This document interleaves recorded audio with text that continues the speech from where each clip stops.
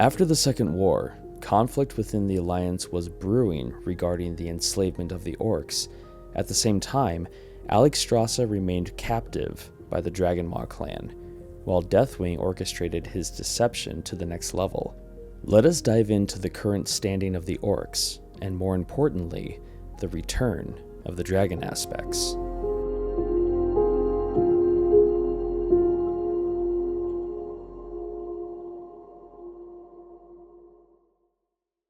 If this is your first time visiting the channel, welcome. My name is Quaylin, and I'm in the middle of abridging the World of Warcraft Chronicle series. That means I'm taking the lore contained within the books and condensing it even more than it already is.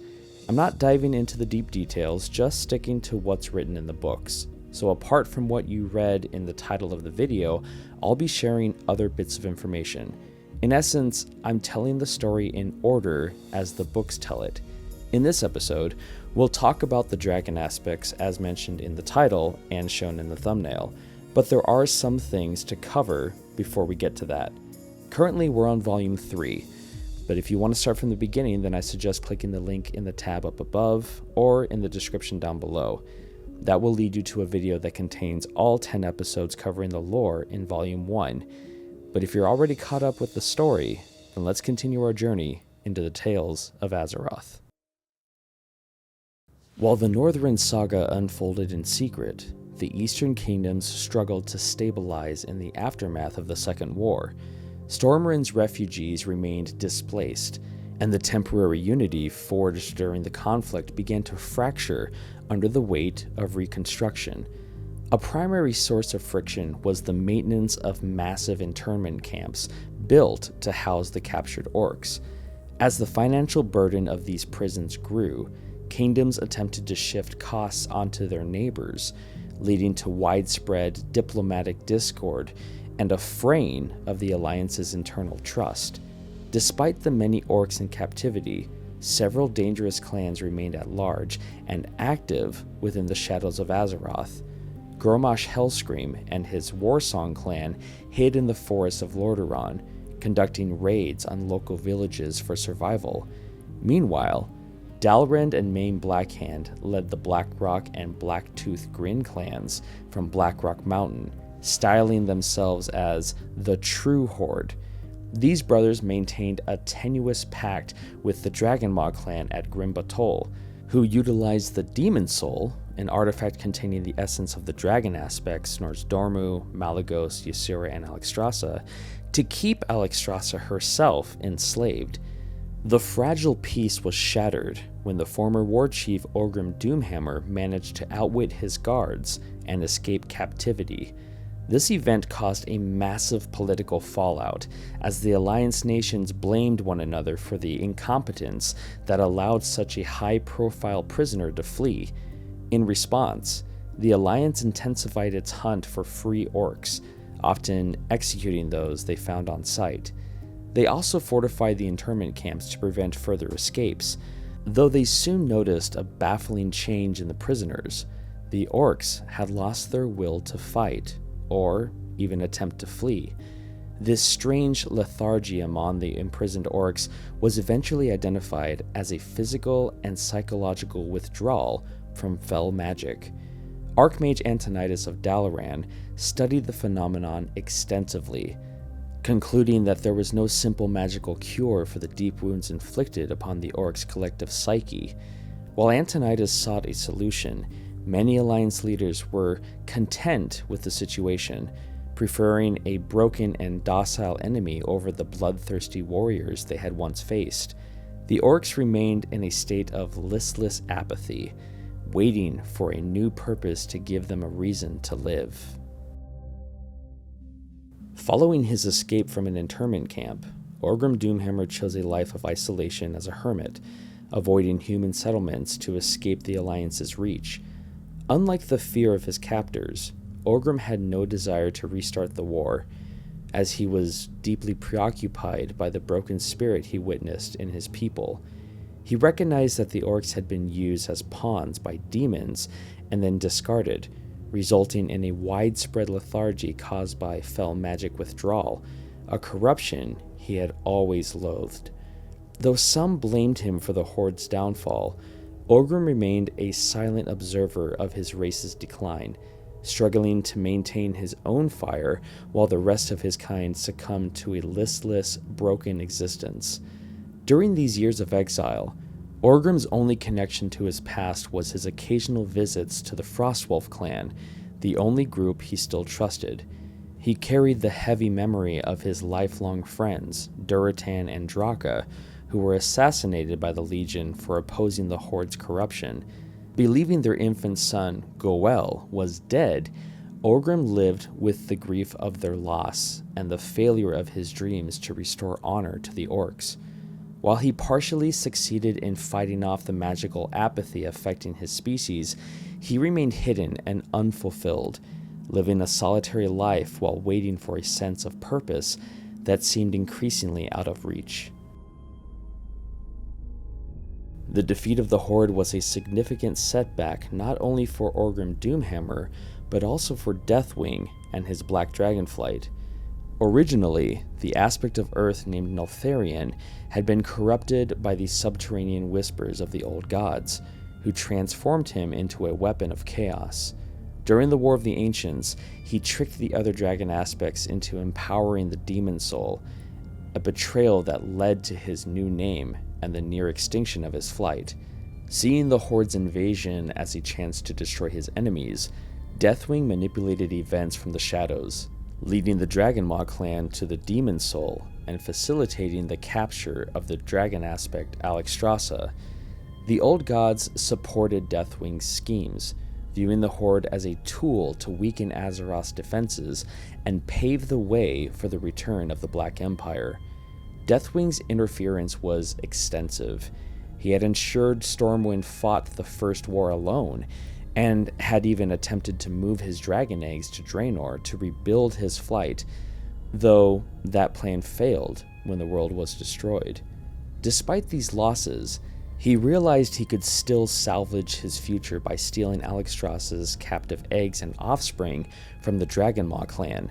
To achieve this, he needed to keep the Alliance distracted and the Dragonmaw isolated, ensuring no external forces interfered with his intended theft. To manipulate the political landscape, Deathwing resumed his human disguise as Lord Davil Prestor, a charming noble who had previously sowed discord within the court of Lordaeron. He brought his children, Nefarian and Onyxia, into the fold, and together they disguised themselves as members of the nobility to spread paranoia and resentment. Their influence turned alliance meetings into arenas of fierce arguments, hampering the reconstruction efforts and ensuring that the various kingdoms remained suspicious of one another. This internal sabotage allowed the Prestor family to operate without any oversight or suspicion from the human leaders. The escape of Orgrim Doomhammer provided the Prestor family with a perfect opportunity to further destabilize the alliance. By playing on the mutual distrust between the nations, Deathwing and his children ensured that any efforts to track the remaining Orcish clans were plagued by misinformation and perceived incompetence. Alliance scouts were frequently led astray by bad intel provided by the Black Dragons, making the hunt for the Horde remnants feel like a futile waste of resources. This carefully maintained chaos kept the humans from realizing that several dangerous Orcish clans were still operating within their borders. While the Alliance was occupied with political infighting, the Dragonmaw Clan remained hidden at Grim Batol, continuing their enslavement of Alexstrasza. Deathwing kept his distance from the clan, knowing the orcs would never willingly serve him. Instead, he worked to force them into a more vulnerable position where he could strike.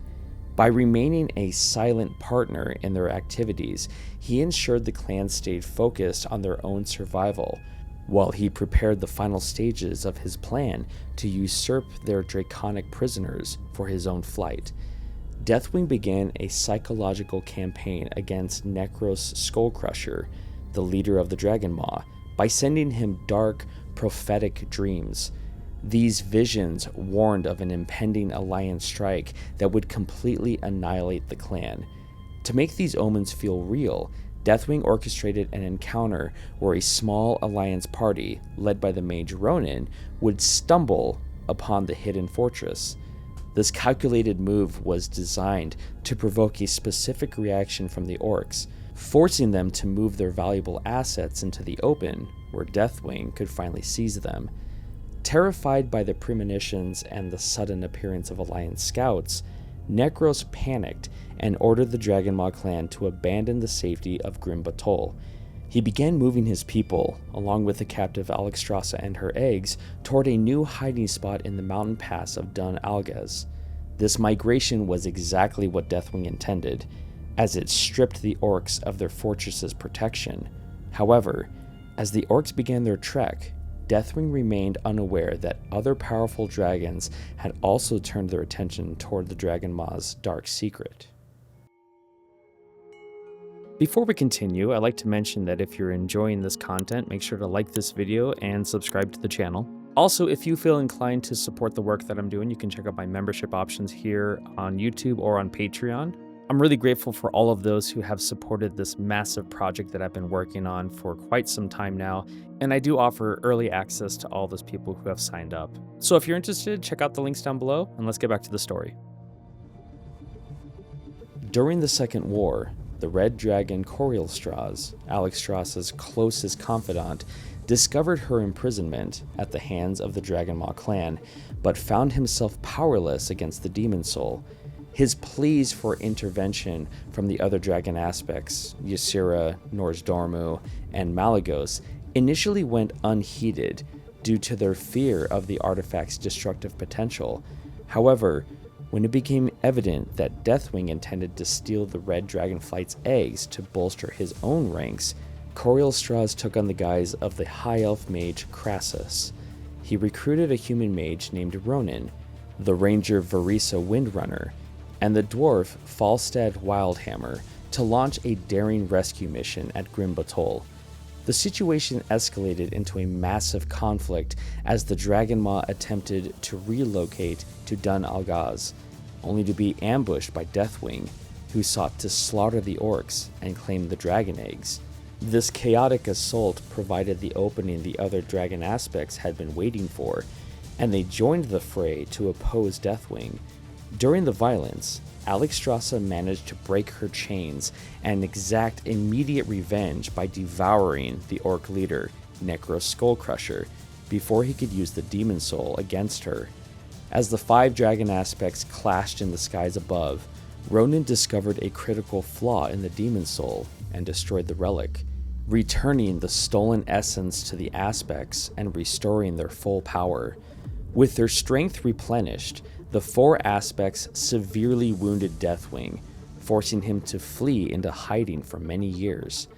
The Red Dragonflight was finally liberated, while the remnants of the Dragonmaw Clan were scattered and broken, losing their status as a major power on Azeroth. In the aftermath, the Prestor family shifted their tactics.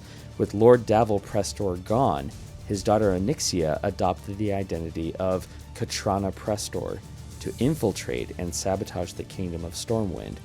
Simultaneously, his son Nefarian seized Blackrock Mountain as a base for the True Horde, where he began conducting horrific biological experiments using the blood of various dragonflights to create a new breed of black dragons. The return of their full power after 10 millennia proved physically and mentally exhausting for the dragon aspects, leading them to realize they could no longer remain withdrawn from the world. As they resumed the charges bestowed upon them by the Titans, Nozdormu, the aspect of time, returned to the Time Ways only to find a mysterious force attempting to alter history and threaten reality itself. Simultaneously, Ysera, the aspect of dreams, discovered the Emerald Nightmare, a creeping corruption of darkness and despair beginning to infect the Emerald Dream. Unknown to both, these threats were orchestrated by the old gods, with Yogg-Saron and N'Zoth tainting the dream while the enigmatic Infinite Dragonflight launched an assault on Azeroth's potential futures. Malygos, the aspect of magic, experienced a slight return of clarity to his addled mind, which had been shattered by grief since Deathwing nearly annihilated his flight during the War of the Ancients. While he remained largely lethargic, he began to stir within his lair, the Nexus, marking the first time in ages he had surveyed his followers or his domain. Alexstrasza, the aspect of life, required significant time to heal from the trauma of her enslavement and sequestered her flight to recover both physically and emotionally.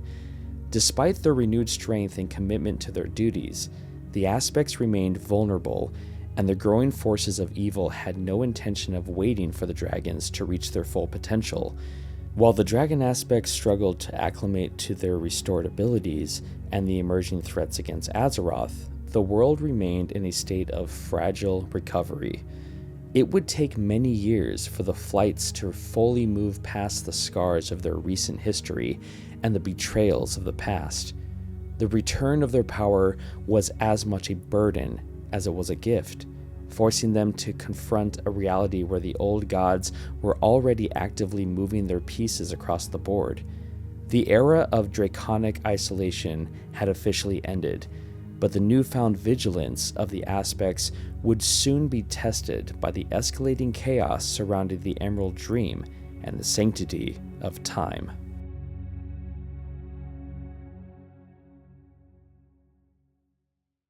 Thank you so much for watching this video. If you like this kind of content, make sure to like and subscribe. And if you'd like to support the work that I'm doing, please check out my YouTube, Patreon, or Twitch memberships. And a big shout out to all the names on the screen here. You mean so much to me. Thank you so much for your help. And with that, I'll see you guys next time on the Tales of Azeroth.